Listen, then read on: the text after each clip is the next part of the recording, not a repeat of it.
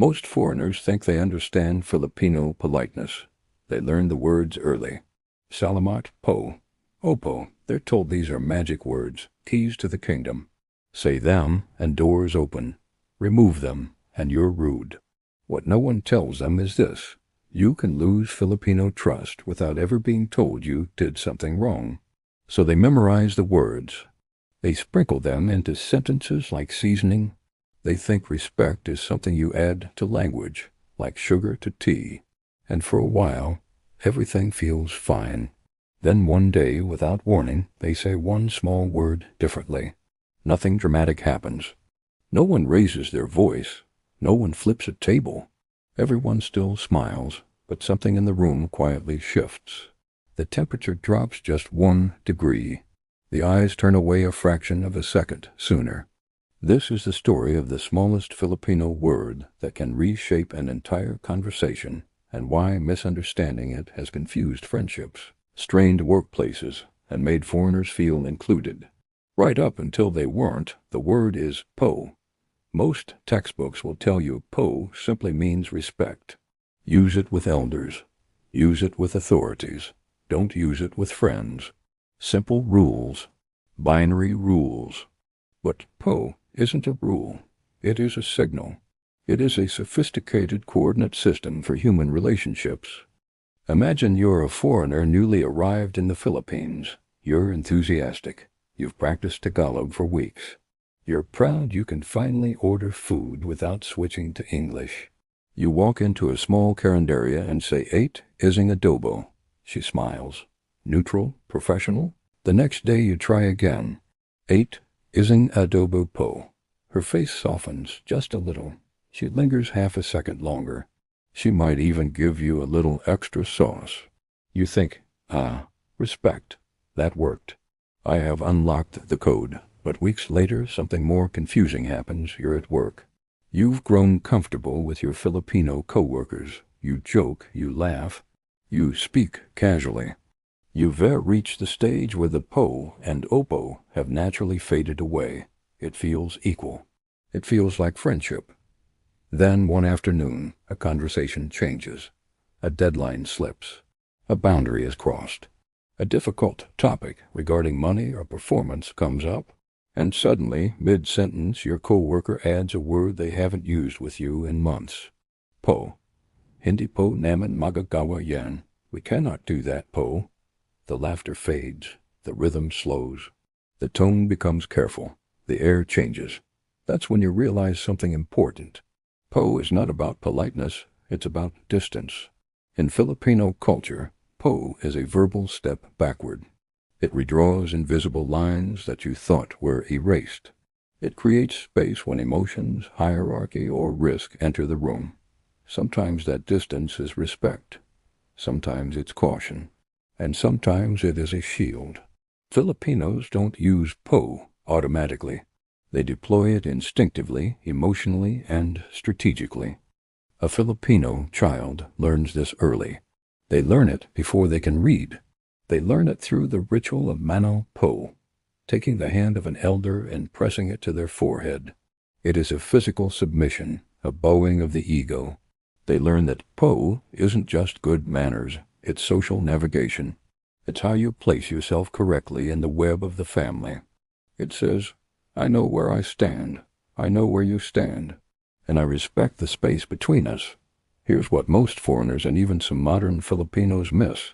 Removing po doesn't always mean closeness. Sometimes it means equality. Sometimes it means trust. And sometimes it means disengagement. The same absence can mean completely different things depending on the texture of the silence that follows. This creates a dangerous illusion of warmth. Smiles don't always mean comfort. Laughter doesn't always mean agreement. Casual speech doesn't always mean openness. The real messages live in the variance. In what changes? This becomes painfully clear in the modern workplace. Many foreign managers arrive in Manila with good intentions. They come from cultures of directness, of flat hierarchies. They say, "You don't need to say po or sir to me. We are a team. Just be honest. Call me John." They think they're removing barriers. They think they are democratizing the room. But often, what they are actually removing is the safety structure that lets Filipinos disagree. Think about it. If I call you sir or use po, I am acknowledging your rank. This creates a buffer. If I need to tell you your idea is bad, I can say, sir, hindi po ada gagana yan. Sir, that might not work, po. The bo separates the person from the problem. It softens the blow. It wraps the sharp knife of criticism in velvet. It says, I am attacking the idea, not your authority. But when you force a Filipino to drop the po and call you John, you remove that buffer. Now, if they disagree with you, they aren't critiquing a superior. They are critiquing you, the person. The interaction becomes naked, personal, dangerous. So, without the shield of po, they adapt in the only safe way left. They stop disagreeing. They nod. They smile. They say yes, and then they stop telling you the truth. Because po was never about submission. It was about safety.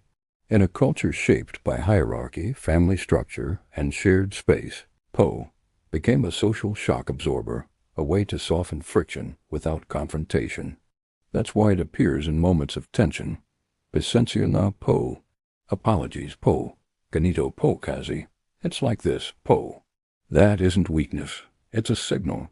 This matters. I am treading carefully. Please listen. You see this resilience even in English. Listen to Filipinos speaking fluent English. They will be discussing quarterly reports, marketing strategies, purely in English, and then suddenly, yes, po, sorry, po. It slips out. It defies grammar. It attaches itself to a foreign language because the emotion it carries has no English equivalent. English has sir and ma'am, but those are labels. Po is not a label. It is a position. It's relational geometry, placing yourself in the conversation without announcing it. This connects to the deepest Filipino value, kapwa, the shared self. In this philosophy, you are never truly an individual. You are always defined by your relationship to the other. You never speak alone. Every sentence negotiates space, power, and care. If I hurt you, I hurt the space between us, and therefore I hurt myself. Po is the guardian of that space. In Western cultures, respect is often explicit and verbal. I respect you. In Filipino culture, respect is spatial. It's how close you stand, how directly you look someone in the eye, and whether you choose to add or remove one quiet syllable. That's why po feels invisible to outsiders. But once you notice it, you can't unhear it. You start noticing when it appears during a disagreement to cool the heat. You notice when it disappears during teasing to signal intimacy. You notice when it returns in serious moments to signal gravity. Foreigners often celebrate when Filipinos stop using po with them. We're close now, they say. We're family. Sometimes they're right. But sometimes Filipinos stop using po, not because they trust you, but because adjusting themselves over and over has become exhausting. Here's the quiet truth that requires a silent mind to understand. Po is emotional labor. It requires constant awareness, restraint, calculation. It takes energy to constantly map your position relative to everyone else in the room. When that effort disappears, it doesn't always mean intimacy. Sometimes it means withdrawal. It means, I am done trying to navigate you. If you are visiting the Philippines, or if you're trying to understand this culture, look past the vocabulary. Vocabulary won't tell you where you stand. Grammar won't tell you if you're trusted. But po will. And for the Filipinos watching this, recognize the mastery in what you do instinctively. You carry an emotional radar inside your language. 2 letters, 1 breath. Entire relationships shaped around it. Because respect here isn't demanded. It's carefully placed. It is the ancient discipline of harmony, hidden in plain sight. And once you understand that, you don't just learn a word. You realize how quietly Filipinos have been protecting the peace all along.